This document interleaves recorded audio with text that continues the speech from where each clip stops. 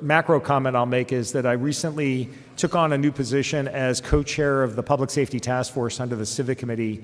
And I can tell you one of the central tenets of the work that we are doing is workforce. It's actually getting people into jobs from underserved communities on the South Side and the West Side in particular, which, as you know, has been the primary source for employees that we're bringing into roles through skills. So I kind of walk into that position with a deep knowledge of what the ecosystem looks like, recognizing that it is an ecosystem, that there are many different players and there are many different aspects of support that need to come together in order to allow people to be successful. And skills is at the very center of that work, and I couldn't be more excited about it. So we are now, this is our 11th year, and we are embarking on a new era. We've got a new leader who you will meet soon, Bridget Altenberg. She's absolutely freaking awesome. And it's been such an incredible pleasure to meet with her. She is the kind of person who's going to roll up her sleeves, dive into everything, and really make sure she understands before she acts. And but her energy is off the charts. Her passion for our mission is incredible and a joy to work with. So couldn't be happier with our new beginning there. And we've got a lot to do. We have a lot of expansion ideas that I think are well formed, now need to be executed, and I feel very confident about that. But most of all today is to celebrate people. It's to celebrate people that we touch, that we have been able to help. You're going to hear from two of them. I had the amazing opportunity to spend some time with them about 10 days ago, Aisha and Prophet. You'll hear from each of them. I am not going to steal their thunder, but what I will share with you is my own experience of them, which is I am in awe of these people. The grit, the commitment, the diversity of their skills, the fact that we've got a person who ended up stepping into a welding job who's actually a musician, produces music and welds at the same time. So think about that. I mean, the diversity of the different capabilities and the things that get integrated in his head are amazing. And Aisha was placed many years ago and has actually been promoted a huge number of times. So her progress has been absolutely like a rocket ship. So I'm really proud to know them. I'm humbled by what they've done, and really, really, really inspired. So you'll meet them soon. I do have a few points to make here. We are actually, the theme of the breakfast is writing a new chapter in workforce equity, which I just described that we were at the beginning of this new era. It is a focus on equity, and we're going to be putting a lot more measures in place. The one thing that hasn't changed about skills, even with a change in leadership, is that we are still data focused and really clear about the outcomes that we're trying to drive. And we're using outside firms like the University of Chicago to help us make objective assessments about what we've been able to impact and what the impact of those interventions has been in terms of elevating equity in our communities. We do have a fundraising ask. This is our principal fundraiser for the year. And today we are trying to raise $40,000 in this room today. So you can text skills, the word skills, to 76278 in order to donate. It's right there. And finally, I will just leave you with a personal reflection, and that is the reason that I continue to have a sparkle in my eye and a lot of energy in my heart for this organization and what they do is once you've actually connected with someone. By the way, I'm not talking about, you don't have to connect with 1,000 people. You have to connect with a few and really understand what the impact in their lives have been for in securing a job and having a career path. It's like nothing else you will experience as a business person. So come and join the ranks of us who have had that amazing experience. And it's a very selfish endeavor because it is the most fulfilling feeling I have in life. and you'll get to experience that in just a few minutes. Thank you all for being here, and we'll move on to a video. My first day back to Chicago, I was in a space of confusion. I was lost, feeling down on myself. Man, I didn't finish college. I'm still at my father's house. Even though I'm 20, it's a feeling. And it was all beating me down. I ended up getting laid off, and I was out of work for about 18 months. I applied for many jobs, hundreds of jobs, and had not heard back from them. During the course of that time, I just used that time to spend with my daughter and just to, tend to my parents. My parents were getting older, so just taking care of them and everything like that. So for me, finding work was very important so that I would be able to help them. I want to say, being young in the city of Chicago is very difficult.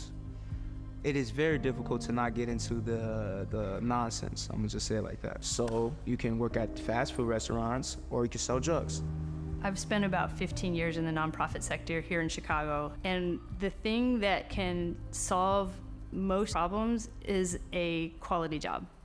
And so many of the issues that we face in Chicago, if somebody can get a shot at a job that can sustain their families, many of those problems can go away for them. And so that's why this is such important work. My initial impetus to actually want to get involved with skills specifically was that in 2017, Hyatt established a goal to hire 10,000 opportunity youth by 2025. And that came out of a few years of realizing that one of the most powerful things that we can do as a company is to bring people into the workforce, but also give them a career path.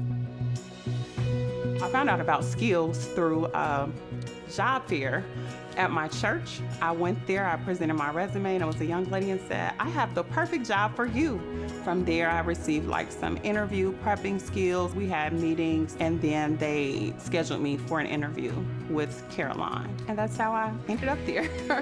99% of the challenge that people who have barriers to employment have is employers and having a professional network. When I talk about equity, I'm talking about thinking through the barriers to equity. And so it's not just enough to say, we want to hire people that are overlooked. It's figuring out what is the barrier that's keeping them from getting overlooked. We believe that our secret sauce and the thing that is our identifier as a workforce organization is that we are demand-sided, meaning we work with corporations first. They are our primary point of contact. We start there, and then we reverse engineer how we bring people into jobs that have career paths. Skills calls me, they tell me I have the job. So, oh my gosh, from there it was like a release off my shoulders. Since then, since I came to Freeman, my life has gone up.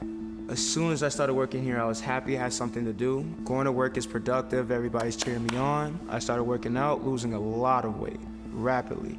It was really nice to know it brings in the income I need for my family.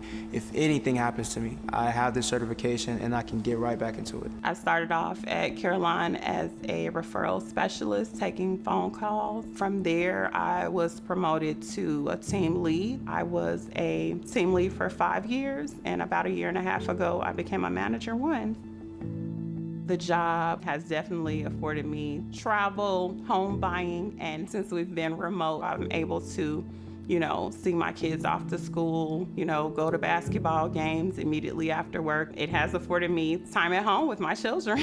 Since I've been at Skills, one of the things that has been such a delight is getting to know the board and the staff and the things that tie us all together. And I think the thing that ties us together the most is our belief that talent is equally distributed and opportunity is not. And our job is to make sure that we bring opportunity to that amazing talent.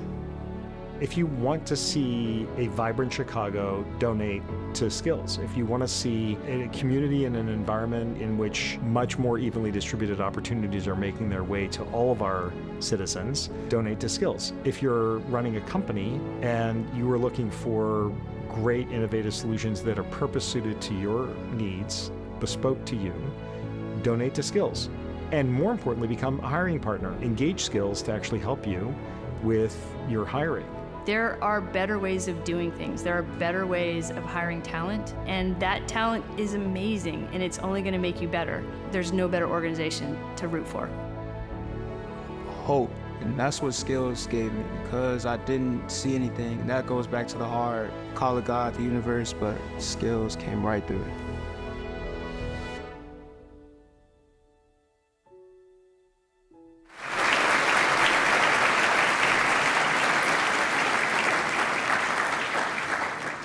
Are you kidding me? Kyle, come on, man. You didn't put tissues up here. Good morning, everybody. I get to follow that, so you're welcome, Mark. Nothing better than kicking off the workday with a little inspiration and some frittata. I'm Bridget Altenberg. I'm the new CEO of Skills, and I promise I do have more than one suit.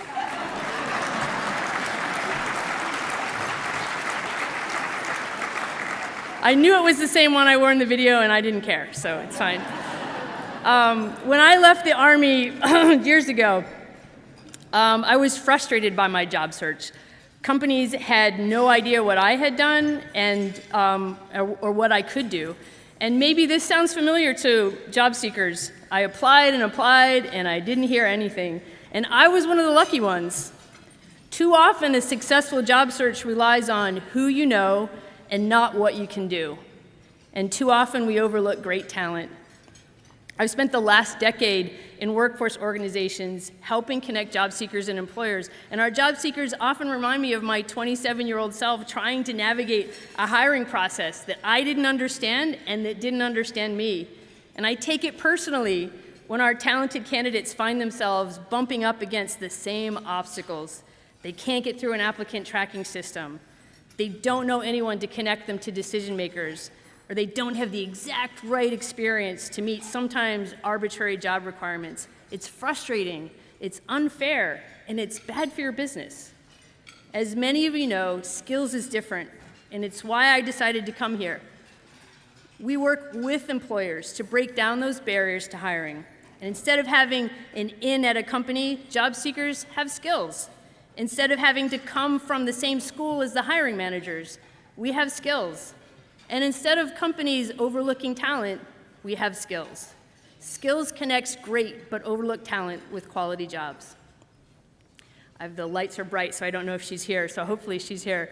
A few weeks ago, we had an event with one of our candidates and a group of employers. A Miracle, are you here today? Yay, there she is, awesome. Awesome. She said it was okay for me to tell her story. A Miracle was working in jobs where she couldn't predict her hours and when she was going to need childcare. She's got exceptional business and customer service skills, but had been told to make her resume stand out for her job search. So in order to make it stand out, she wrote her resume in pink font.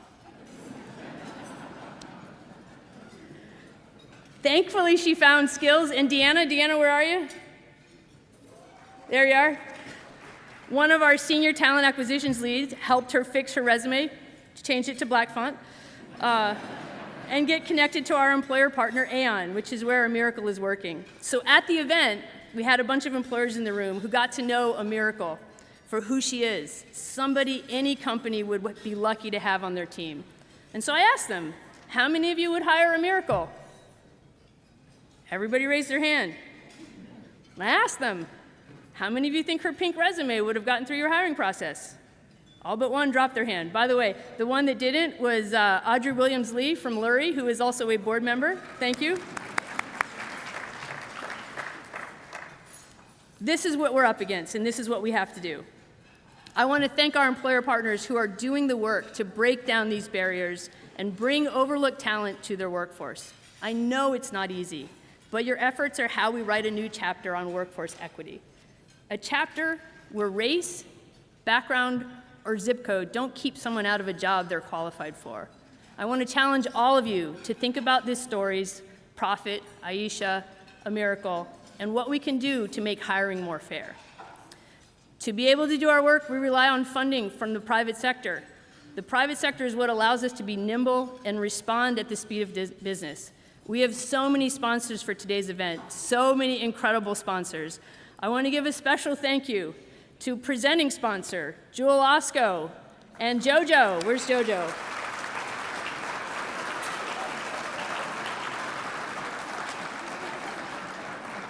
Am I missing? Oh, God. You did that on purpose. Kate, you promised he wasn't going to come up behind me. Mark Hoplamazian and Rachel Kohler.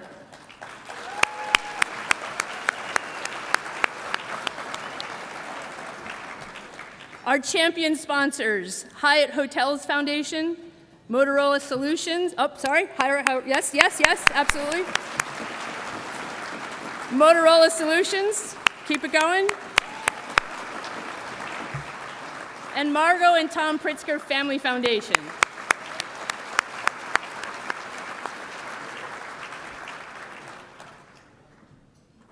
Making me nervous. I want to invite one of our presenting sponsors, Jewel Osco, to the stage. Eric, would you please join me? And is he coming back? Yeah.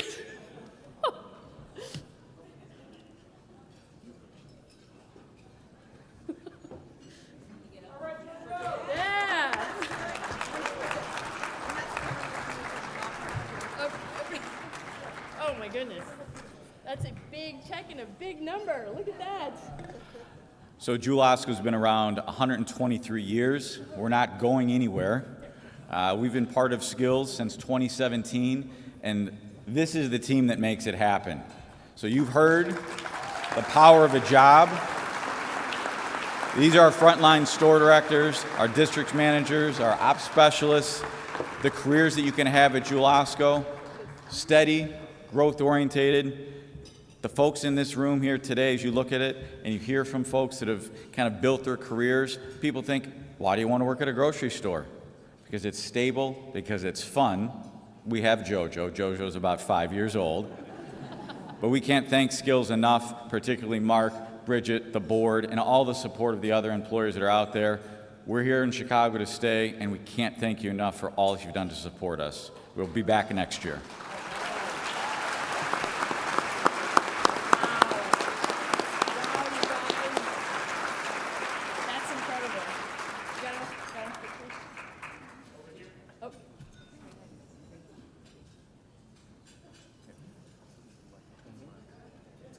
Flashing light.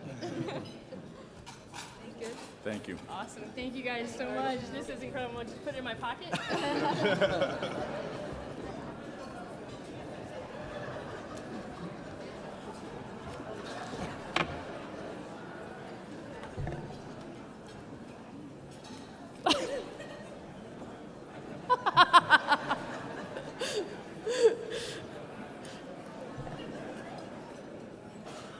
That can't be easy, by the way. That looks like that weighs a lot, but incredible. Thank you, Jewel Osco. Thank you, Eric. Thank you, JoJo. I appreciate you not scaring me again. Thank you. Now I would like to invite our Chief Operating Officer, someone I admire and learn from every day, Pam Tully. Please come to the stage to keep the excitement going and present our first award today.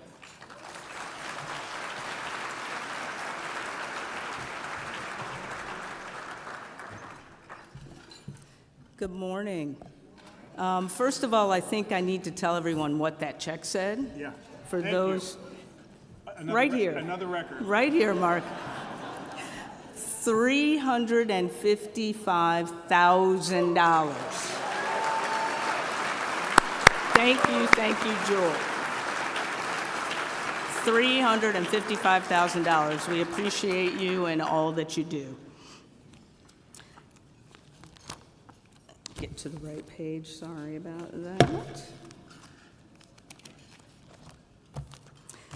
As Bridget said, my name's Pam Tully. I'm the Chief Operating Officer here at Skills for Chicagoland's Future.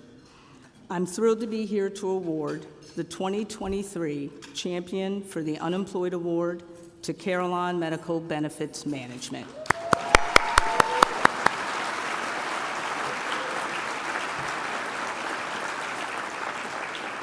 In my role, I have the pleasure of overseeing our job placement operations, and Carillon is a leader as both a long-term partner and a company providing high-quality jobs.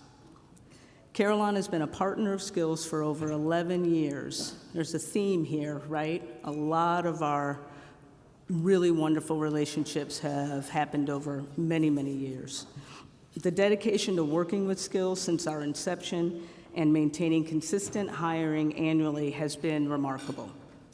Carillon also has a strong focus on internal development and career pathways that result in outstanding short and long-term retention rates, exemplified by people like Aisha, who you saw in the video, and who you'll hear from again shortly.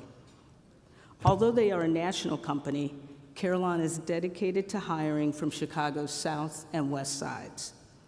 Post-pandemic, they've kept the roles we typically hire for remote and have still maintained this commitment to hiring in Chicago. By reducing barriers to employment and maintaining their commitment to inclusive hiring, Carillon is a model others can follow.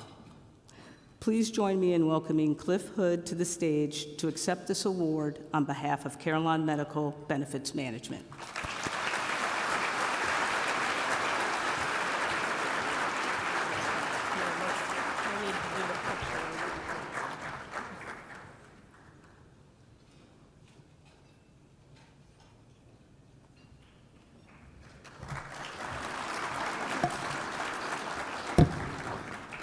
Good morning, everybody.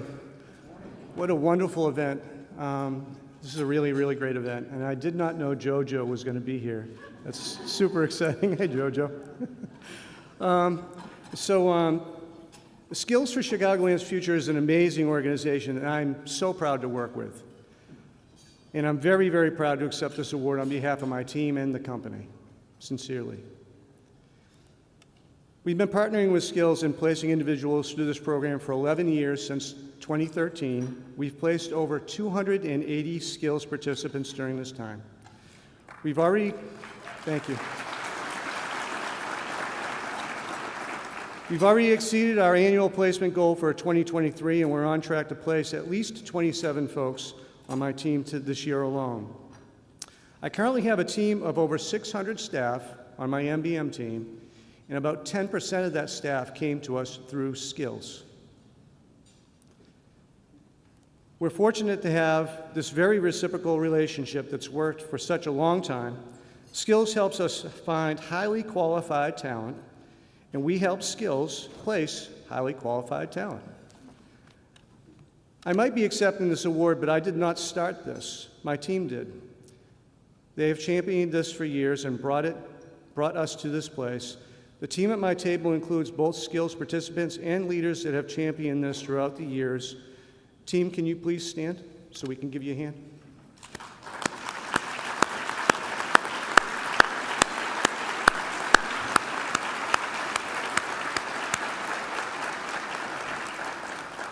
So why do we do this? Our organization is a contact center where we receive almost 500,000 calls per month from healthcare providers across the country. Team members that come to us from Skills are great at learning our processes and systems. We have a higher retention rate with Skills team members. They provide great service to our callers. Their quality scores are amazing. They are great team players. They handle the calls with care. They are highly dedicated. They've improved the culture of my team. They've improved my team. We would be a very different organization without them today. Some businesses believe that you have to choose between making the customer happy or making the employee happy. Our philosophy is we want to do both. We want to create a great place to work for our employees, and we want to deliver for our customers. Life is hard today for the average employee. For all our employees, we want to give them a fair wage, supportive culture, and good benefits, and an opportunity to grow and learn. We understand that when we provide this for team members that came to us through Skills, we're doing this and we are having a much larger impact on this community. We're giving folks who need it a chance, and they are giving us a chance, and it's working out really well. We're doing good business and truly helping individuals at the same time. In closing, I'd like to thank you again for this award. I'm thankful for the opportunity to partner with Skills. Thank you for the opportunity to help this community. But most importantly, thank you so much for sending us the amazing team members you have over the years. We are making a difference together. I'd like to introduce now one of our amazing Skill alumni, who is currently a manager one on my team, Aisha Williams.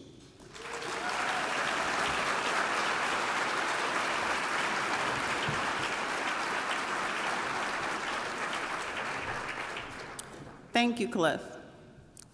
Good morning, or as I like to say, great day, everyone. My name is Aisha Williams, and I'm so grateful that I'm able to attend the 2023 Employment Champions Breakfast. Thank you, Skills. It is an honor to be here today. Treat others the way you want to be treated. It's a simple phrase that millions of people have said. Some call it the golden rule. Anyone who is a parent probably remembers saying this to their children. To me, it is a guiding principle for my life. Both my personal and professional life are anchored in the service of others. I grew up in the Austin area on Chicago's West Side. From there, I attended Lane Technical High School. I attended NIU, where I received my degree in psychology. And at one point, I even wanted to be a social worker. I started my career in the nonprofit and education spaces.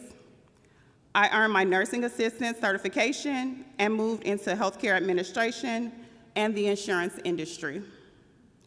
I was able to tap into my passion for serving others every day, talking with practitioners and therapists about care procedures and client benefits.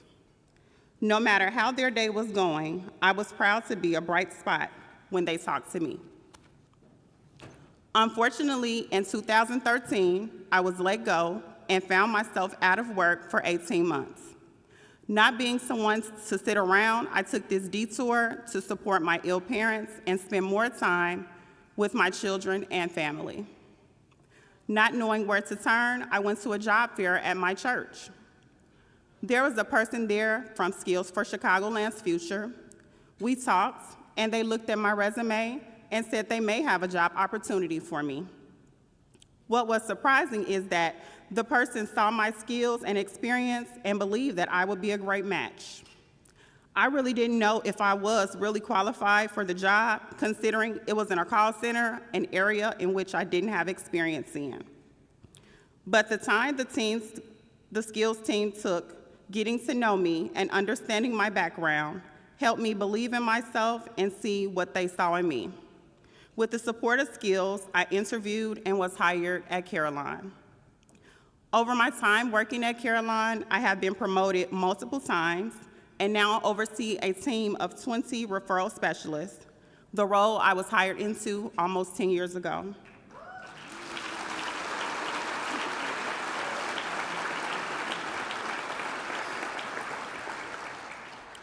It is so fulfilling to be able to help people who are in a similar position, grow in their careers, treating them with respect and support comparable to what I received when I first started at Caroline.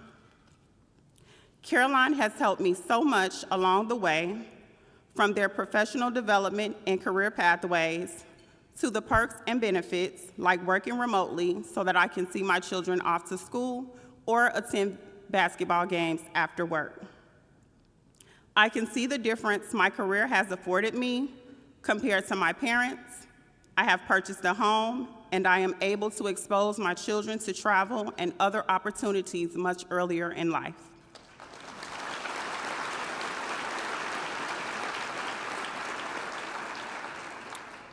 Thank you, Skills.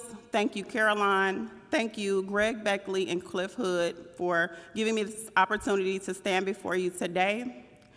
Thank you to Yolanda McIntyre, my forever buddy. Thank you to Kendra Yarbrough, the hiring manager, who is now my director at this time. And last but not least, thank you to my family for all your love and support. I could not have made it this far without you. Hi, sister. Thank you to everyone else who has helped me along my journey. Let us all remember to take every opportunity to serve others and treat them the way you would like to be treated. Thank you.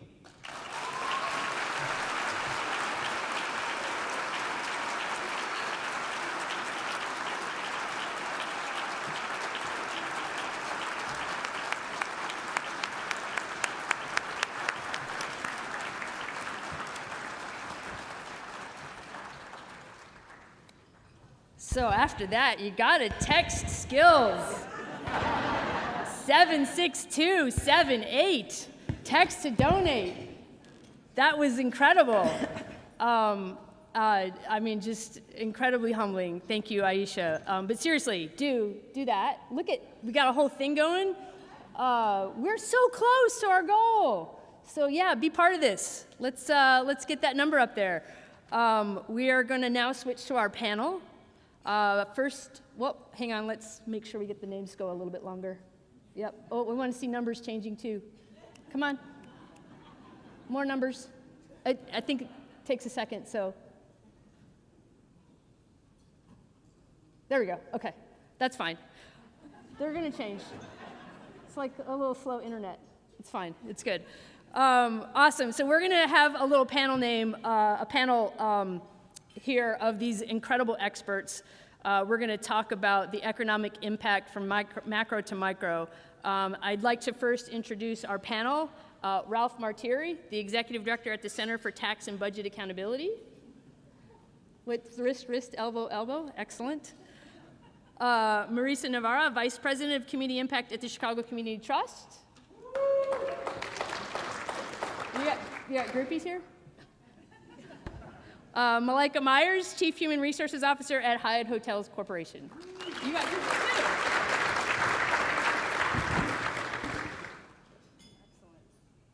too. Good. So I didn't know we were supposed to bring groupies, so we got to work on that, guys. Let's start with Ralph. The pandemic impacted our city probably more than any event in the last century, but it certainly didn't impact us equally. Can you share some thoughts about the racial and economic disparity we're seeing 3 years later and policies that can help reduce the disparity? Yeah, you know, it's interesting. Whenever we go through something like a hurricane or a pandemic or whatever, it certainly creates a lot of hardship, but I think it also exposes a lot of pre-existing hardship. And that's really where we have an opportunity to make change, is if we understand what the data tell us. And it's interesting, at the end of the pandemics, and we went through all that job loss, we saw some pretty staggering numbers from an unemployment standpoint in Chicago. The unemployment rate for whites actually wasn't that bad. It was just under 4%. For blacks, it was over 16%. For Latinos, it was over 7.5%. Fast forward to the end of 2020. Those numbers have come down, frankly, except for whites. The unemployment rate for whites has gone up to 6.1%, but the unemployment rate for blacks in Chicago, this is Chicago data, is still 12.7%. And that differential between whites and blacks is far worse than the differential at the national level. And in fact, it's one of the highest differentials you see. Now, why would that be? And you look at the intersection of sort of public policy and the private sector economy, and you could see a lot of reasons for that in Chicago. Historic segregation, heck, as recently as 1976, the Supreme Court ruled that the Chicago Housing Authority, in complicity with the Federal Housing Authority, was still siting public housing units on a segregated basis to maintain segregation. That had been going on for generations. It was the official policy. And in Illinois, that had some real consequences. So in Illinois, we have historically tied things like education funding far more to local property taxes than any other state. In fact, today, we still cover about 62% of the cost of public education with local resources rather than state resources. Well, if for generations you've segregated blacks into low-income communities with low property values, they've had underfunding for their education. So they don't get to develop the numeracy literacy skills at the same rate as their white peers, to go on and credential themselves at the next level. And when you look at the modern economy, 63% of all new job openings require some sort of college degree. So this gets exposed when you have a pandemic, right? And you see these very challenging numbers. And I think it creates a guidepost for what we'd have to do at both the public sector level and at the private sector level. So at the public sector level, we have to ensure that our core structures aren't reinforcing historic discrimination. So this is education, healthcare, housing, economic development. And what we do see when we do an analysis of these structures, both at the city of Chicago level and at the state level, is that there are flaws in our public system that are actually reinforcing historic discrimination. So we need to break down these systemic flaws, rebuild the public sector investment in these core services in a way that counters rather than reinforces past discrimination. Those are all long-term solutions. In the short term, you have to make sure that there are opportunities for investment to go into underserved communities that actually provide the private sector with a realistic incentive to get involved. Let's talk about one thing there, vacant property. In vacant property in communities of concentrated poverty, nothing good happens. Crime centers, drug centers, gang centers. The problem with reclaiming them is frequently because of a bunch of different laws and policies like prevailing wage and zoning ordinances, et cetera. The cost of acquiring and developing a vacant property in an area of concentrated poverty ends up pricing that property out of the market value in that community. So you've created this long-term cycle where it's very difficult for the private sector to actually play its role and make an investment and create jobs and opportunities. This is where the public sector can work innovatively with the private sector, right? And say, look, we'll cover that differential between fair market value of the property in that community and your rehab cost to give you a real incentive to come in and make the investment and reclaim this vacant property. That's just one way to do it, but the data really are there to create guideposts for future action at the public sector level. Awesome, thank you, Ralph. Marisa, you've studied the impact of segregation on our city, which Ralph alluded to. Today, the unemployment rate for young black women is over 50%. I'm gonna say that again, because that's a shocking statistic. The unemployment rate for young black women in Chicago is over 50%, 10 times higher than their white counterparts. What are some of the barriers to employment, and what can we do to remove barriers to support lowering black unemployment for young people? Yeah, I'm really glad to have a chance to kind of draw a connection between our built environment and employment opportunities, because it might not be immediately obvious, and I think it is really important.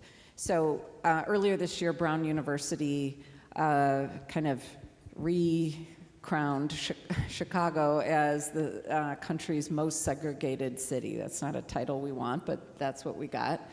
And when you look at a map of Chicago of segregation by race and income, it brings to mind, to me, a question raised by Yale sociologist Monica Bell.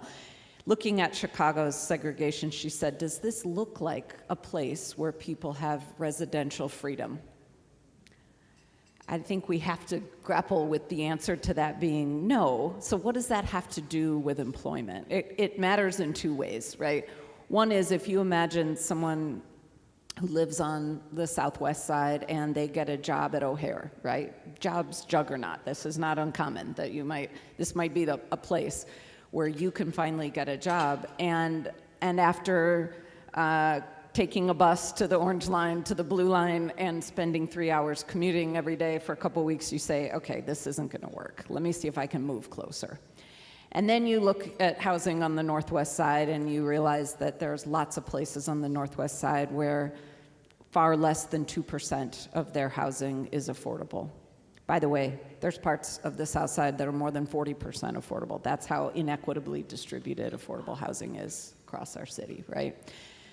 And so it makes it very, very hard for people to take opportunities if they can't be nimble when those opportunities arise. So just as I think we want people to have the ability to have lots of options about where they live, depending on job opportunities and school opportunities, it's also just as important that we're saying we need to bring jobs to people who need them in the places where they already live as well. And so we have that's where the segregation map kind of cuts both ways. One is it's sometimes very hard to live affordably in places where there are jobs. And then where people can potentially live more affordably, there aren't very many well-paying family supporting jobs. So both of those things we need to solve for, right? You asked about barriers. I mean, I just spoke about several of them. Another one is just housing instability in general, but also things this crowd knows well, like lack of affordable or unstable childcare, lack of access to technology. Certainly if you're someone returning from jail or prison, there's a whole nother set of barriers that many in this room have been working on addressing. So those are, I'll stop there. I know we'll get to more uplifting parts, but those are some of the barriers for sure. Awesome, thank you. So we're gonna get to the fixing those. Yes. Malika, often employers create unintentional barriers in their hiring practices. We talked about one with the pink resume. What are some of the things that can be done to remove barriers, and what's Hyatt doing to be a leader in this space? Yeah, I hope this is the uplifting, the uplifting part, or at least some pragmatic sort of ideas that we can share. The first thing I'd say, and Mark alluded to this when he kicked off this morning, one of the things that we've done is to set aspirations for ourselves. So setting out and saying we want to hire 10,000 opportunity youth by 2025 really helps you focus the organization on what is it going to take for us to do that. So one thing I'd encourage is setting some aspirations so that you really focus the whole organization on it. And then from a practical standpoint, I'd give kind of three things that we've done that are relatively small but collectively have a big impact.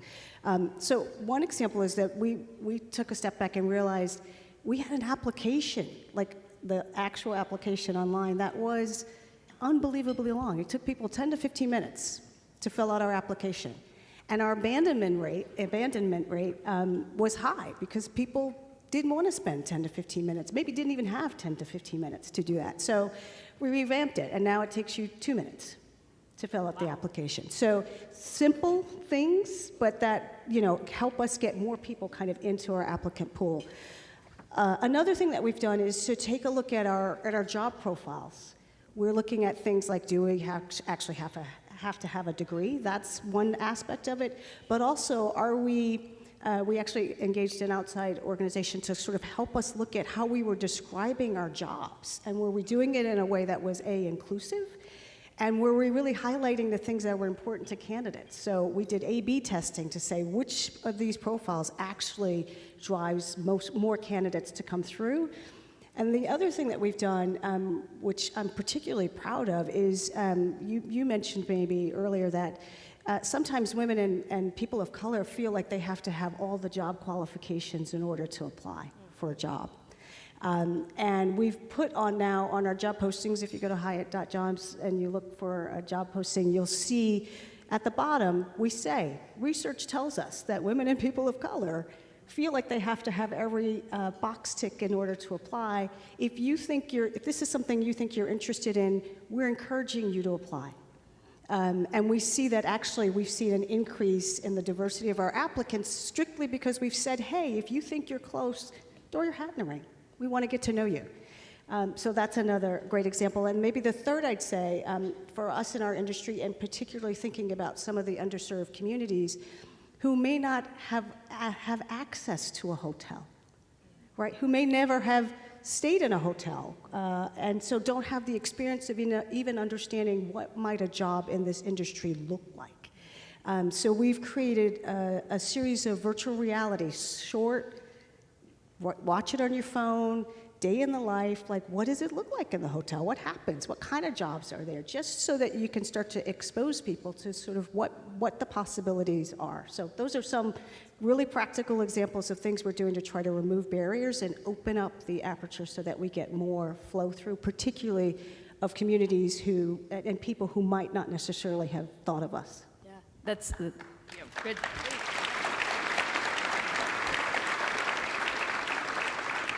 I think one of the things that I want to pull out there is, was it Marisa or Ralph that said 60% of jobs were requiring a bachelor's degree? That was you, because you're the number guy.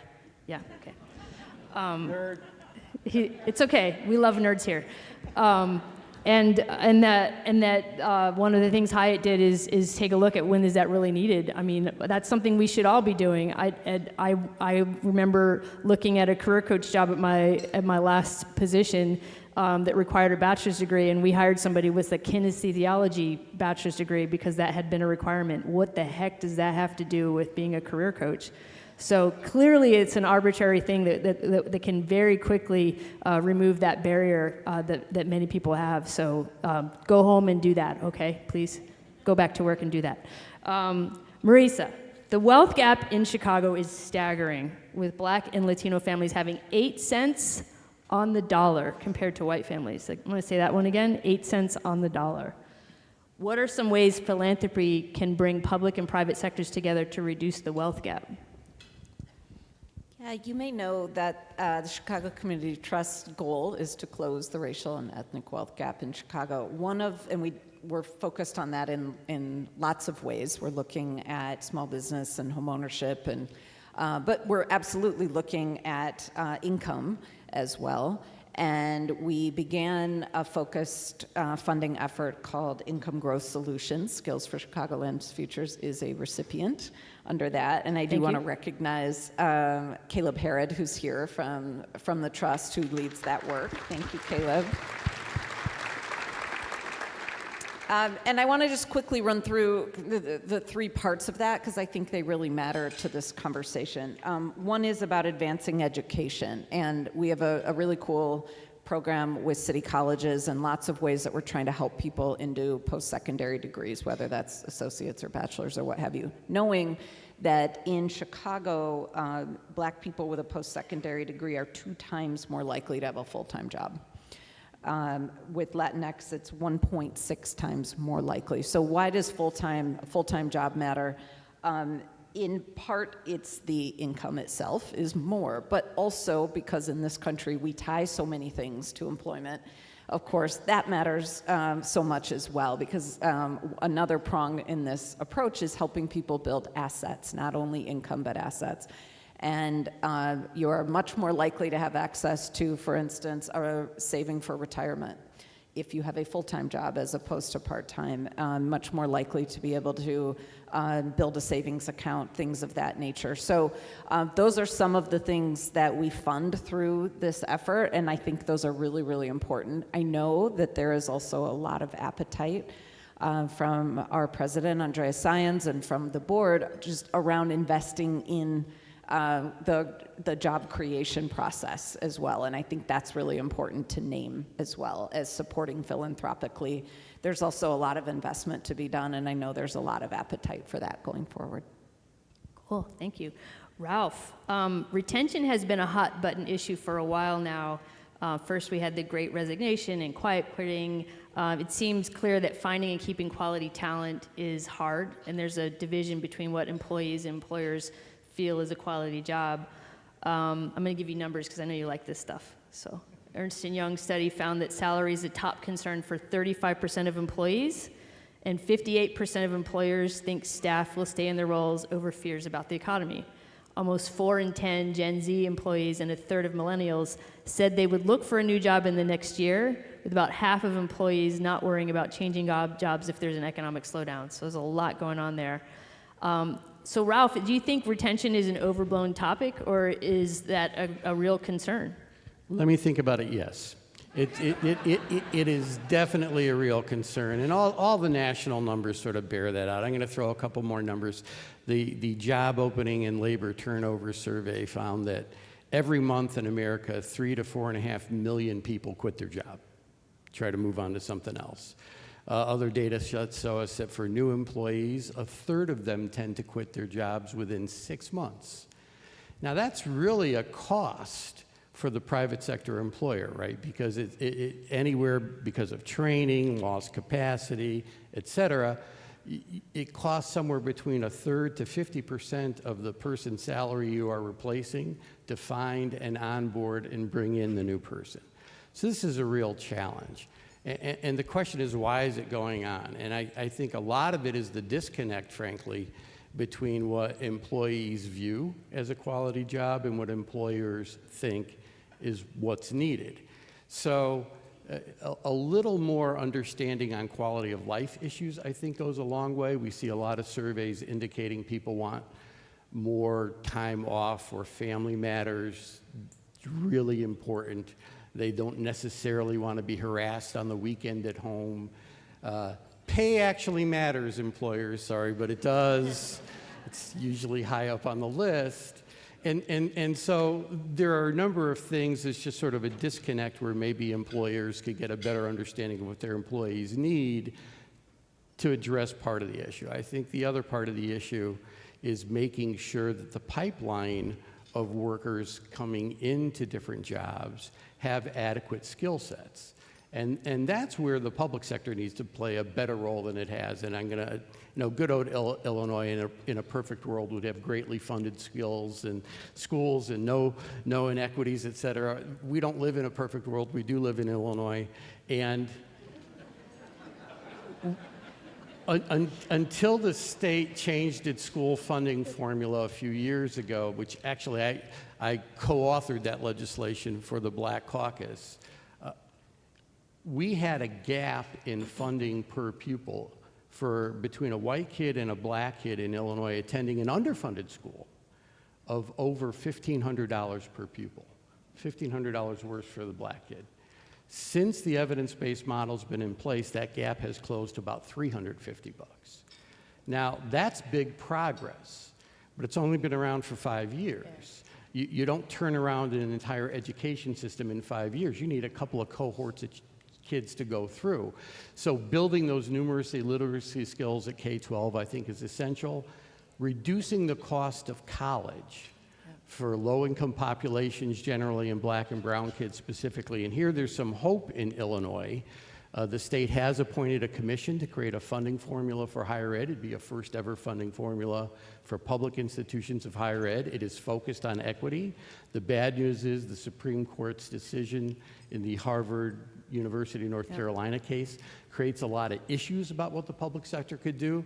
But if you take a data-based analysis, the issue of race is so hard to talk about. But if you take a data-based analysis, you see these consistent discrepancies by race that cannot be described by independent labor market factors, independent choices. They are literally systemic problems. Yeah. So we need to make the investments in changing our systems to turn this around long term. Yeah, absolutely, absolutely. All right, Malaika, bring us home. No pressure. You've got 2 minutes. But I know you can do it. What tactics are you using to help keep employees? Okay, 2 minutes. Maybe two things I'd talk about. First I'd say that I agree with a lot of what Ralph said in terms of like what colleagues are, and we call our employees colleagues, so you'll hear me use that word, what our colleagues are looking for. But maybe two things I'd focus on. One is the whole area of learning, development, and growth.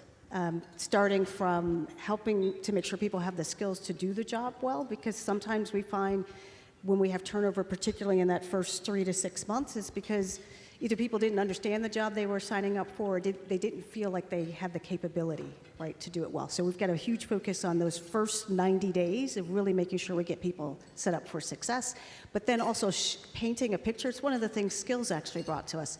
They brought to us data that said one of the reasons we were experiencing turnover early for some of the candidates that we brought in is because they didn't feel like they understood what their future looked like. And it was a real learning for us that while we were focused on, here's your job and let us help you to understand how to do it, we also have to we have to do that, but we also have to share with them what the future looks like. So we've made some changes based on that information to really start to help people understand their growth trajectory. And then the second thing I'll mention very quickly is we've got a real focus on listening and acting on feedback. So we do a colleague experience survey. It's done on a quarterly basis so we can understand the feedback that we're getting from how do we, and our purpose as a company is to care for people so they can be their best. So we're really focused on how do we care for them, and so we ask them. And then we've got a huge focus on making sure that we're actually acting on the feedback and the data that they give us. Please, of course. Super, super fast. I also, I love that, and I want to just add one thing, which is that we all, in every sector, all over, we all have to be accountable for our outcomes, not our intent, right? So if our hiring practices are screening people out, change them. Yep, absolutely, absolutely. That I knew you guys could bring it home, so thank you so much to our panel. Let's give them a big round of applause. Amazing.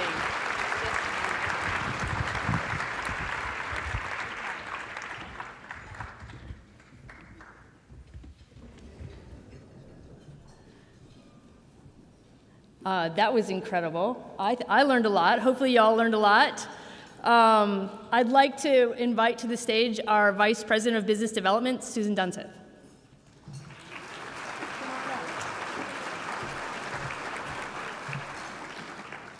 Good morning, everyone. I don't know about you, but I leave this breakfast every year with a little more pep in my step, a little more inspiration and excitement, and I hope all of you feel that way as well. As Bridget mentioned, I'm Susan Dunseth, the Vice President of Business Development at Skills, and I have the pleasure to present this year our 2023 Champion for Community Impact Award to Friedman Seating Company.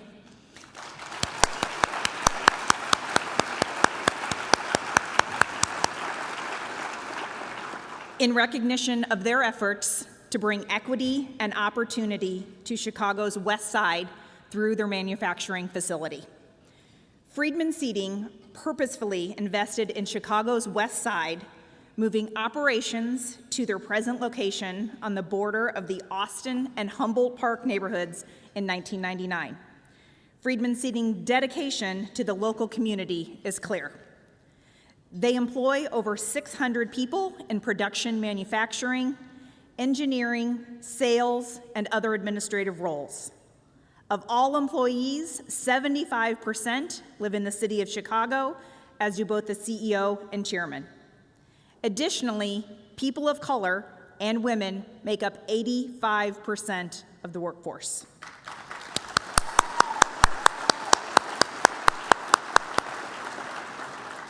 Lastly, Friedman Seating is a partner with the many workforce organizations across the city, leading by example to hire individuals from a variety of programs, including the co-occupancy of Jane Addams Resource Corporation Training Center inside their facility.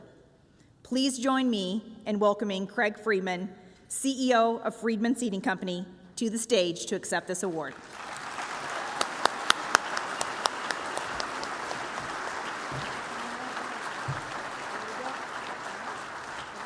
Thank you.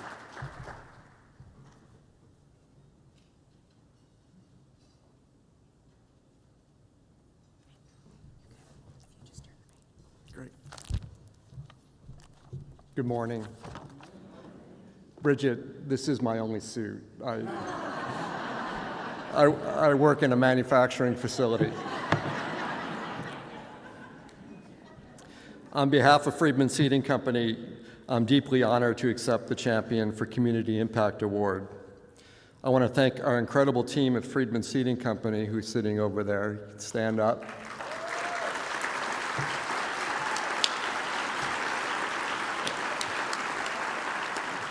Especially the candidates we've hired from Skills, such as the amazing Prophet, who you're going to hear more from today and you've already heard from, and our HR team. Your dedication and hard work are the heart of our success. Our partnership with Skills has been transformative. We've been with them a decade, and they've connected us with exceptional candidates who've not only contributed to our success, but have also uplifted the west side of Chicago. In Austin and West Humboldt, where we reside, we've seen underserved communities filled with untapped potential. This award reaffirms our commitment to creating lasting change and providing opportunities. I'm immensely grateful to Skills for their support in empowering the West Side and being on the West Side and the South Side and all of Chicago. Together, we're building a brighter future for the West Side of Chicago. And now I'd like to introduce my team member and Skills alumnus, Prophet Hale, to the stage.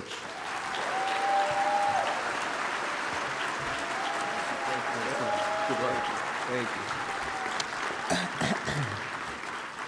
Good morning.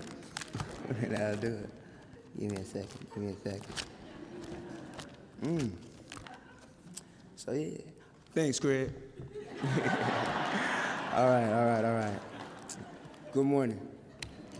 My name is Prophet Hill. I'm excited to be here today on stage.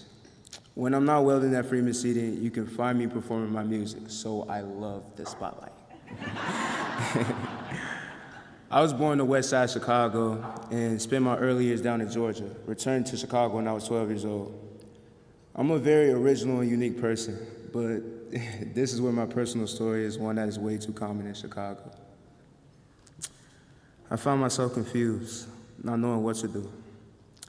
After attending Cary High School, I didn't know what I wanted to do.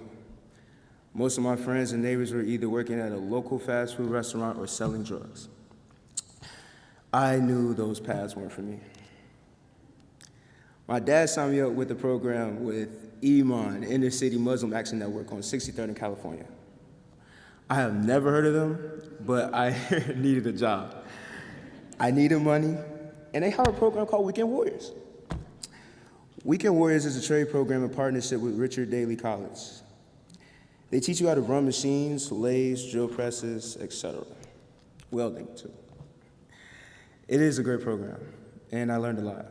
But I wasn't in the right mental and emotional space to take the required next steps, and I had to leave the program. I was again in a space of confusion, unsure of what to do. I was 20 years old, at home, unsure what to do next. Thankfully, my family continued to help me find my way. My dad connected me with another organization, Ulan Resource Center. Shout out Isan. They said that I should apply to jobs through Skills for Chicagoland's future. I thought, all right, sounds good, okay? I've been sold on a lot of promises, so. But I took the steps and applied with Skills. A week later, I get a call and email, both. Oh my God, for Skills, saying that there's a job with Freeman Seating that I'd be a fit for. And now here I am.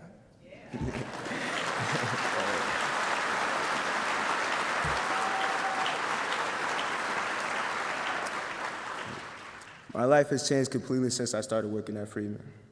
I love my job as a welder. It is challenging work, but it provides me with the income and stability that I need. I love it. Freeman Seating is also a company that really cares about their employees. They have a gym on site, which I love, please believe, and different opportunities to help me continue to grow. I want to give a special thank you to my father. Oh, hold on, yeah, stand up, please. All right. That'll do it. Yeah, that's him. Over. Yeah. Man. Thank you, Dad. Thank you. Thank you for choosing Lakeisha to be my mother. She is the best. I swear. Thank you for honesty. Thank you for strength and discernment. So, you guided me through all my challenges, shortcomings, and weaknesses. You are not only a father to me, but to also many others. I point that out because in this day and age, there are many people who think that young black men in Chicago don't have fathers who truly are there for their kids.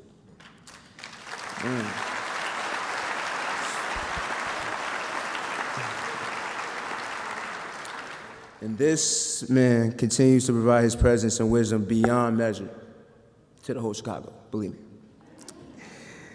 Being a young black man in Chicago is very difficult. I'm just going to say it like that. We owe it to young people across the city, this city, to support each other and organizations that care about Chicagoans. Skills gave me hope.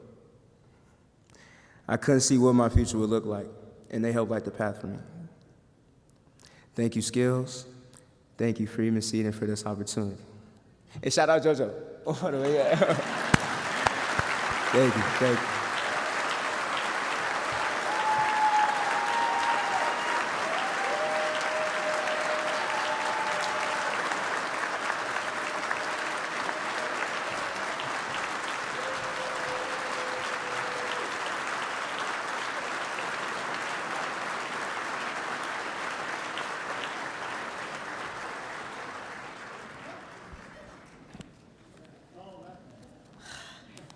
First, I have to follow JoJo and a big check. Now I have to follow Prophet. I don't know what I did to get put in this position, but whew, okay, I'll do my best. Working together is how you get things done. And we appreciate all that we do in collaboration with all of our community-based partners.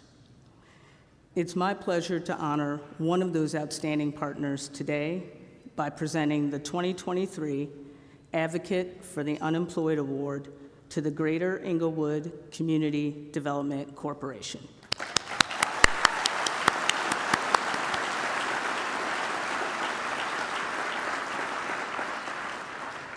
GECDC has been a partner since 2021.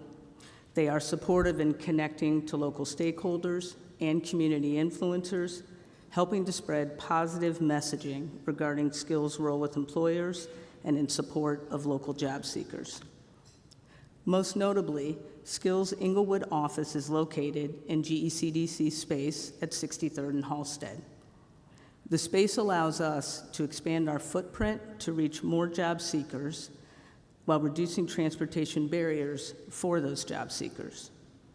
From Southside job fairs to partners on grants, GECDC has been a vital partner to have that truly cares about the future of the South Side and its residents. Now I'd like to invite Derek Warren, Executive Director of the Greater Englewood Community Development Corporation, to the stage to accept this award.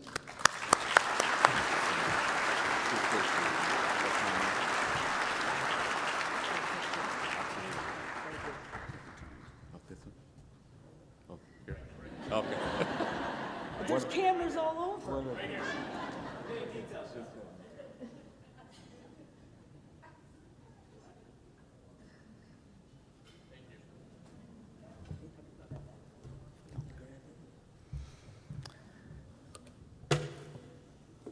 If I can help someone as I travel along, if I can help someone with a word or a song, if I can keep someone from doing wrong, then my living shall not be in vain.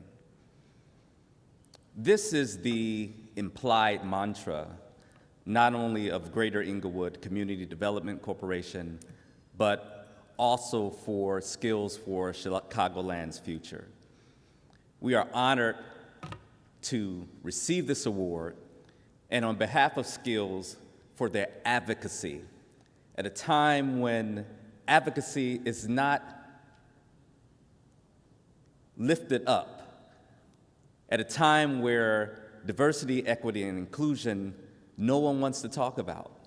They want to erase it from the thoughts of mind. So we honor Skills for their courage to advocate those who are impeding and embracing barriers, those who are disinherited, the marginalized. For them looking past and widening their scope, I think we owe Skills a hand for their advocacy.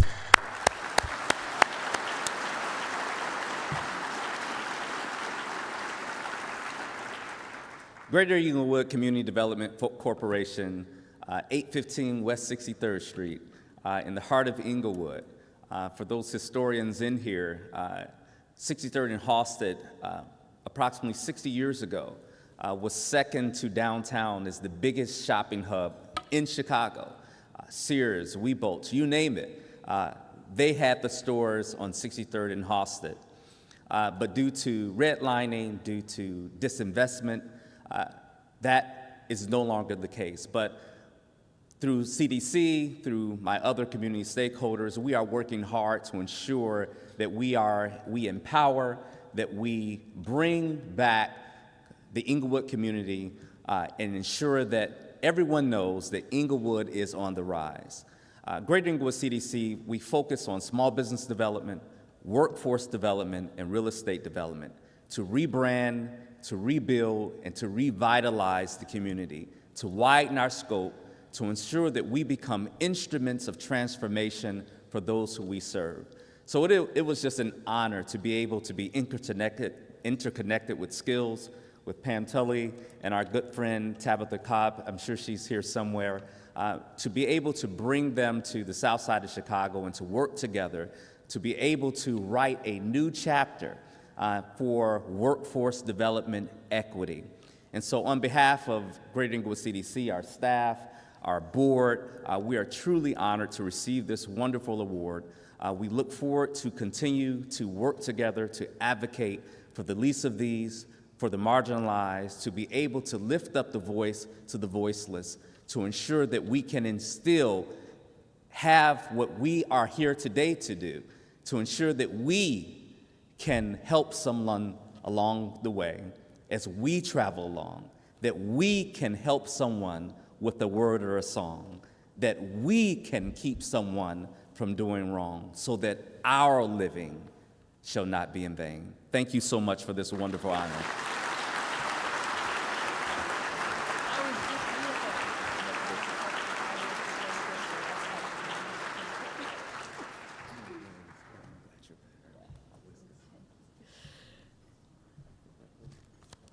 We'll figure it out. Don't worry. We'll make sure it gets to you. We know where you live. Thank you so much, Derek. It's been great being a part of the Englewood community. Every time I'm at our Englewood offices, I see that community coming together, and your support really made that possible.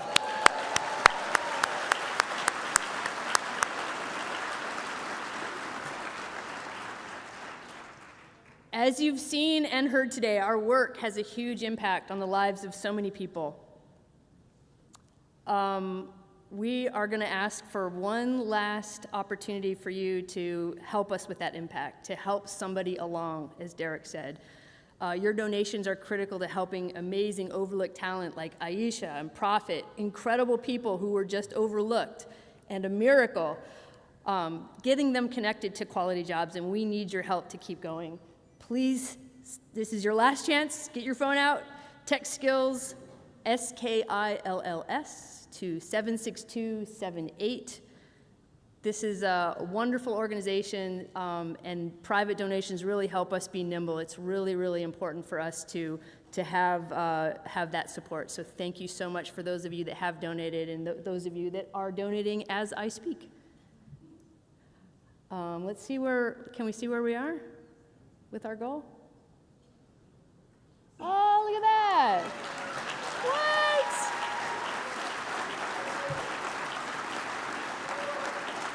Oh my God. I think it was those last few people there. Got us right over that. 102%. Way to go, everybody. Thank you so much. Thank you so much. That's really, really beautiful. I want to close by thanking our speakers, Aisha, Prophet. Your words really inspired and moved us all, and I'm never going to forget you.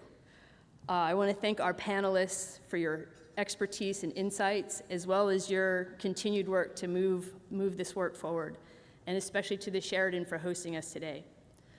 A huge thank you to Mark Hoplamazian for his unwavering dedication, his support, and just being an authentic and awesome guy.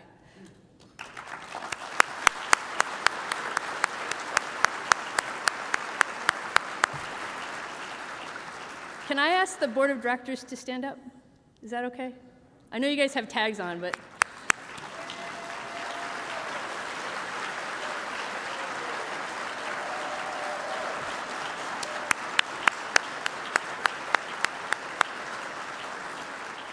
You know, I've been in the nonprofit community here in Chicago for about 15 years, and a little secret, one of the things that CEOs complain about the most is their board.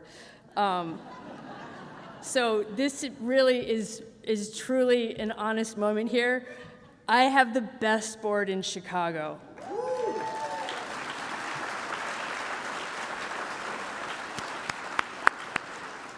A special thank you as well to our Employment Champions Breakfast Event Committee, Claudia Saran and Mark Kendall. Where's Mark?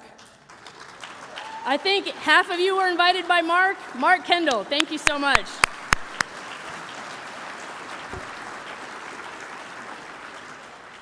I'd also like to take a moment to recognize this skills team. If you could all please also stand up.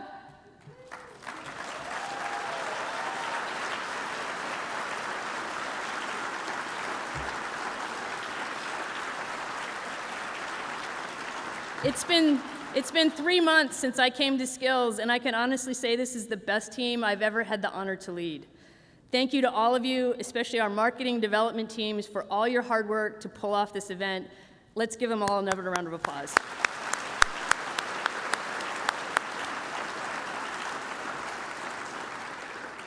Oh, and Friday's a day off.